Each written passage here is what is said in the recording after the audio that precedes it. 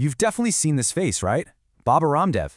He's the famous yoga guru who took ancient practices and turned them into this massive, modern, multi-billion-dollar empire. It's an incredible story. You know, a guy who came from practically nothing to build all of this. But just how massive are we talking? Well, we're talking about Patanjali, a company with an approximate market cap of 50,000 crore rupees. To put that in perspective, that's over $6 billion US dollars. It's an absolutely staggering number for a man who reportedly started out selling herbal remedies on a bicycle. It's the ultimate rags to riches tale.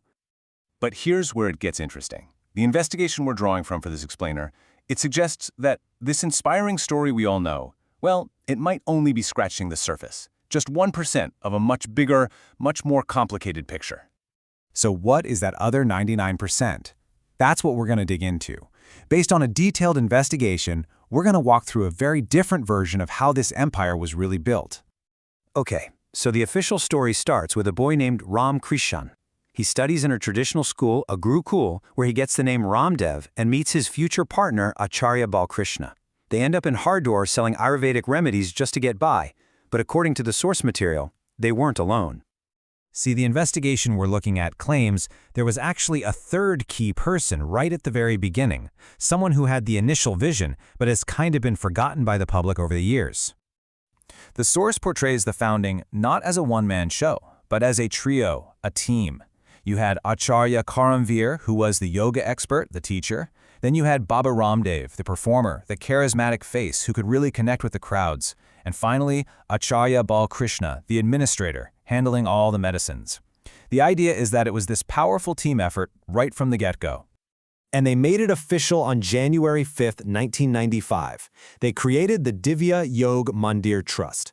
This was only possible because their mentor, Guru Shankar Dev, gave them his ashram to use as a base. The roles were all laid out, and the mission?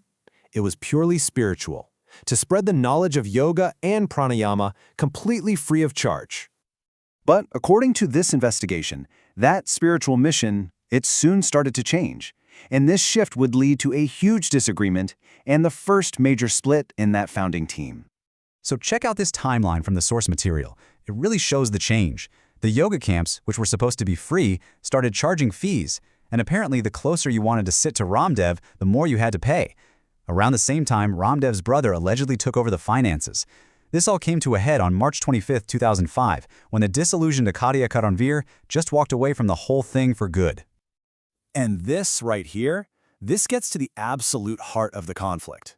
When you become a sannyasi, a renunciate, you take a vow to leave behind worldly things like family and money. The investigation claims that for Karamveer, seeing Ramdev's own family now managing the trust's growing finances, well, that was a total violation of that core principle.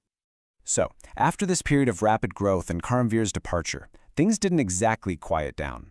The source material we're looking at highlights three major controversies that cast a pretty long shadow over the expanding empire. The first one comes from a 2005 investigation by Tehelka magazine, and it raised some really serious questions about the trust's financials. Okay, get this. The numbers presented in that report are pretty wild. For the 2004-05 financial year, the Divya pharmacy officially declared sales of just 67,000 rupees. But a raid reportedly found evidence of unaccounted sales worth lakhs of rupees, leading to an alleged tax evasion of at least 5 crore rupees. And the source claims the officer who led that raid was pressured into early retirement, and that ever since then, Ramdev's trusts haven't been raided again. All right, next up, in that same year, 2005, a major labor dispute broke out at the Divya pharmacy manufacturing plant.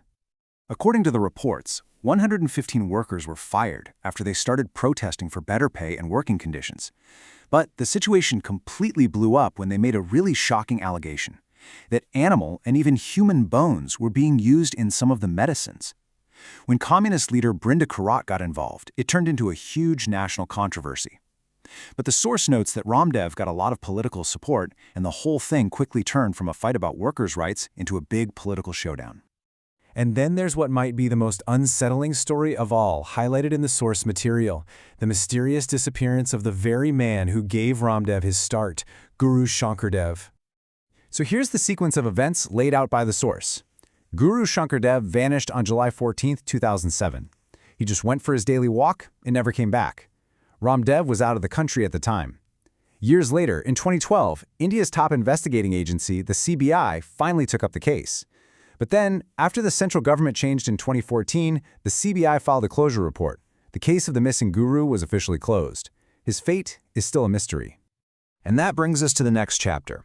The source we're examining draws a really direct line between political connections and the absolutely explosive growth of the Patanjali empire after 2014. So just look at the numbers. Before 2014, Patanjali's revenue showed really strong, steady growth.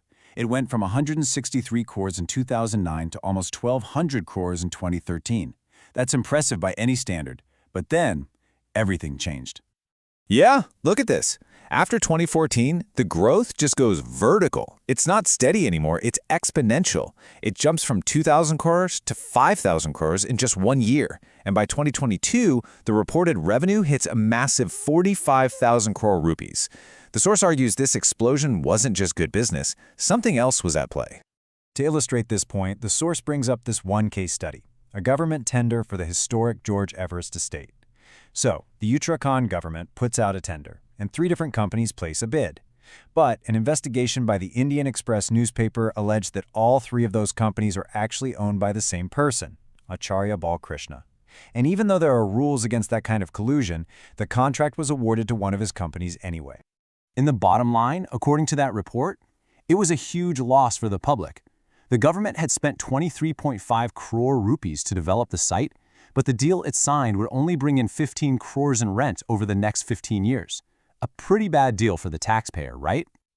So what's the big takeaway from all of this? The investigation we've been walking through pieces together a very different picture from the official story we all know. It's one marked by broken partnerships, serious financial allegations, and, well, an explosion in growth that happened to coincide with a new political landscape. And that leaves us with this final question. Is the story of Patanjali a simple tale of spiritual success and brilliant business strategy? Or, as this investigation suggests, is it a much more complex story about controversy, power, and politics? The source presents its evidence. The conclusion, well, that's for you to think about.